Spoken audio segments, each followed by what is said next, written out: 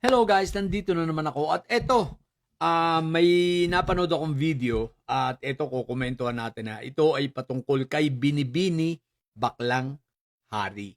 Okay, so panoorin muna natin at bago natin komentuhan. Okay, let's go.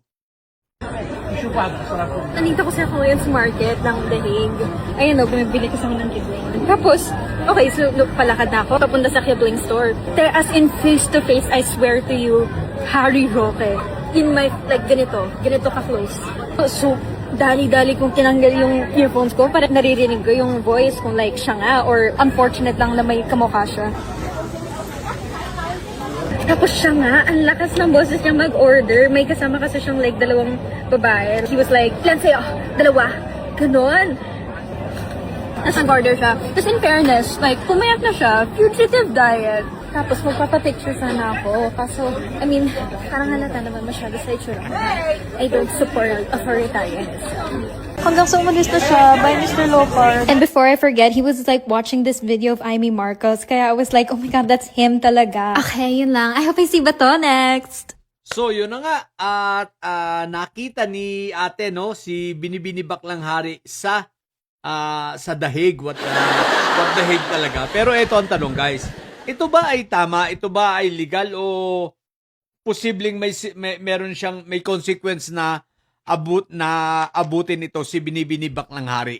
Okay, sa mga nandyan sa The Hague, makinig po kayo ha, baka kayo ay makakatulong. Pero after nito, tingnan muna natin ito ha, kung tama ba or allowed ba si Binibini Baklang Hari na gumala-gala dahil sa may application siya ng asylum sa Austria. Ito, tingnan natin to. Ito maliwanag oh. No, you cannot legally travel or reside in the Netherlands while your asylum application is pending in Austria. So, ibig sabihin, kung may application ito si Binibini Baklang Hari, bawal talaga. Ayan oh, meron siyang travel restrictions, di ba? At the same time, ang passport ni Binibini Baklang Hari, ay ano na, wala na, di ba? Inano na yun, ang tawag dito, pinaso na.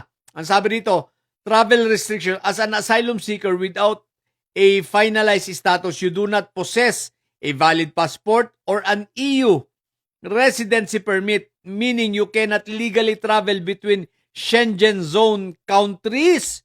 So, maliwanag ito guys.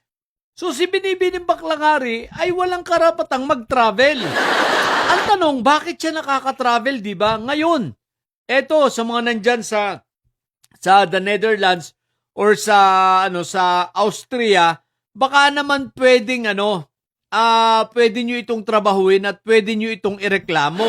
I-save ang video na ito at sa mga mga kapanood dito, i-share natin ng i-share para sa ganun ay kumalat at makita ng iba. Malay mo, 'di ba? At doon sa mga nandyan sa Austria na mga kababayan natin na galit dito kay Binibini Baklang Hari sa pinagagawa nitong katarantaduhan, baka pwede nyo itong isumbong, baka pwede nyo itong i-report sapagkat may application siya ng asylum. Ayan, klaro, bawal. Hindi siya dapat nagpapagala-gala at ayan, nakita siya sa The Hague, sa The Netherlands, no? So, since madali naman kasi ang travel nga dyan, kumbaga, by land, makaka-travel ka, hindi na mahigpit dahil nga walang mga border, no? Hindi mahigpit sa mga border, baka kaya ganun. Pero, at least bawal. Ito ay maaaring makatulong para wag ma-approvean ang asylum application nito ni Binibining Baklang Hari. Guys, kasi bakit ko sinasabi yung mga nandiyan sa The Hague, tulungan nyo na lang. Kayo na mismo ang mag-report kasi mahirap iasa rito sa atin sa Pilipinas kapag si John Vic Remulla ang DILG.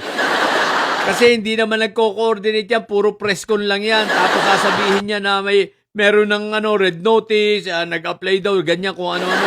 Ang dami niyang palusot at ang dami niyang bola. So, mas mabuti pa, mga kababayan ko, kung nandyan kayo sa Austria, ireklamo nyo na ito.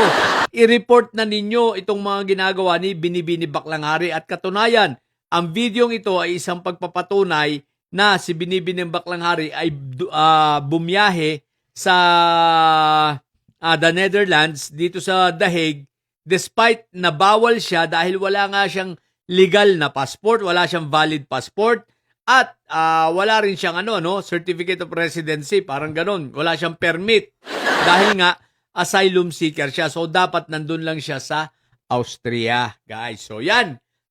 Kaya tulungan na natin ang gobyerno para mahuli na to, hinayupan na to at mapauwi na.